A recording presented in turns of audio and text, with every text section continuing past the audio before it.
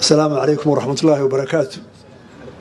waxay aad iyo aad maanta aynu ugu faraxsanahay inaynu casriyeynay Hargeysa Club oo wixii ka dhisnaa la dhisay 1948 waa muddo dheer dhismayaashii brigaal dhisnaa waxay intooda badan Leban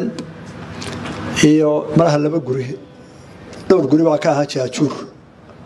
sida uu sheegay odayga taariikhda Hargeysa haya laga keenay dhowr isbuuc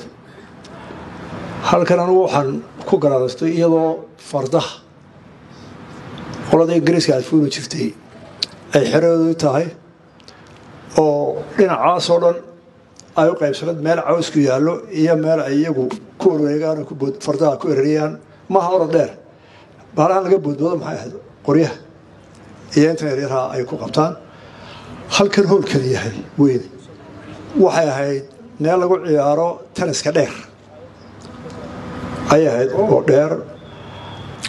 maantana in ilaahay nagu sibaay inagoo dhisanayo casriyeyno sidii ay ilaahay ka qurux badan waa ilaahay mahadi waa hanti qaran oo inta soo jirtay haddana la cusboonaysiiyey baahi weyn loo qabayna baahi tiri doonta ninka loo dhigay maamulaha deeqsi waxa loo aanay baxaho hodheeladana yaqaana caalamkana aad soo maray oo way aragu ah marka insha Allah waxaanu ka rajaynaynaa in maamulkiisuna saa u sii socdo oo aad wax badan ku tar doonto marka ilaahay idinka waxaan filaynaa inuu noqdo meel magaaladu ku soo xiisto oo meel qaran oo dad ka dhaxaysa oo nin waliba wax ku leeyahay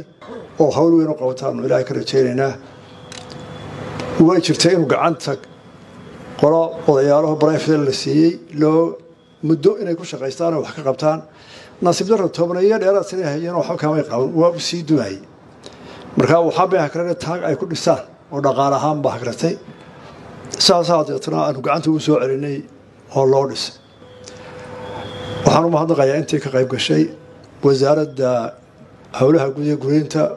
oo kormeerka iyo in qadaraaskiisa oo hawl socdo kuwa maalgeliyay